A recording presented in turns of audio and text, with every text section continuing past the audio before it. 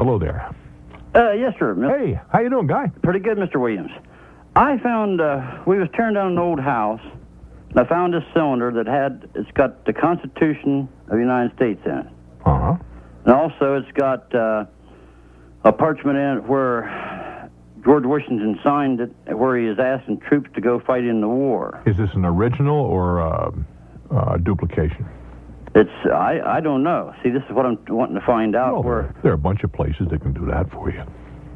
Where's that? Oh, there are either Christie's in New York City, and they're also in London. I always louse the name of it. Is it Sotheby's, I believe? Sotheby's? Or Southby's. Sotheby's. Auction gallery in New York, they can authenticate that for you. If you have a decent-sized museum in your area, it's very possible there may be somebody on staff there. If there's a state university somewhere close to you, they might be able to at least give you an opinion. It's not hard to do. Mm-hmm. It's on old kind of old parchment paper. But forgeries can be very very, very difficult to tell. Mm-hmm. On the other hand, what was the case here just a few months ago where somebody had an old painting on a wall and it's been around for like 50 years and I don't know how many millions it was worth? Right. So things do turn up, and the answer is go talk to some experts and have them look at it. Okay, okay, thank you. Just recently, George Washington letter was sold, I believe, for $12,000, something in that order. Mm-hmm. These things do have some value. Yeah. Also, in this old house, we found a lot of old bottles. I mean, I'm talking thousands of bottles. What kind of bottles? Old whiskey bottles, old mason jar bottles, the stoneware. Where would a person find out something like that? Oh, there's a dozen antique places around there, hundreds of them that handle those things. Okay. I mean, old bottles, there are people that collect old bottles. Yeah.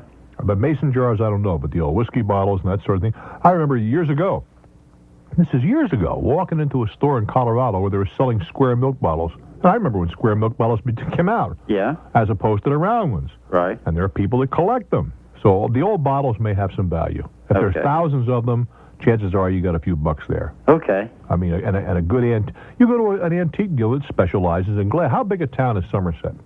Oh, about 2,000 people. All right, well, you got to get out of Somerset. Let's start with that. Right. I mean, you have to go to one of the major cities. Right. But those values can be easily established. And buy yourself a few magazines that devote themselves to antique. Okay. You'll see ads for that stuff. Okay.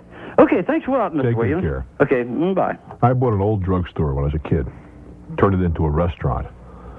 We didn't pay much for the drugstore, but all we did was spend hours and days throwing away apothecary bottles. And when I think of the thousands and tens of thousands of dollars worth of bottles that we had to... All we want to do is get rid of them. I mean, the drugstore was probably 40, 50 years old when we bought it. And with the etched glass labels on the front of them and so forth. Who knew? There's another one of a Williams stupidities. I mean, that was the first of many. Oh, yeah. Listen, if you're a little prudish here, I want you to turn the radio down for a second.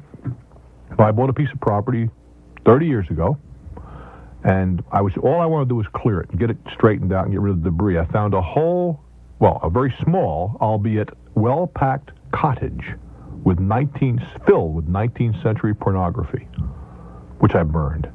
Probably worth more than the property I bought. I mean, they're a collector. I mean, everything they weren't doing anything then they don't do today. I mean, let's be realistic. There's not much changed, except there were hoop skirts laying around the room and some different types of underpinnings that you might find today. But I destroyed it. And I'm sure some people saying, good for you. On the other hand, it wasn't the smartest thing I did, but that's another program. And you're in your 20s. I mean, all you want to do is get the job done. I'm Bruce Williams. Stick around. This is Talknet.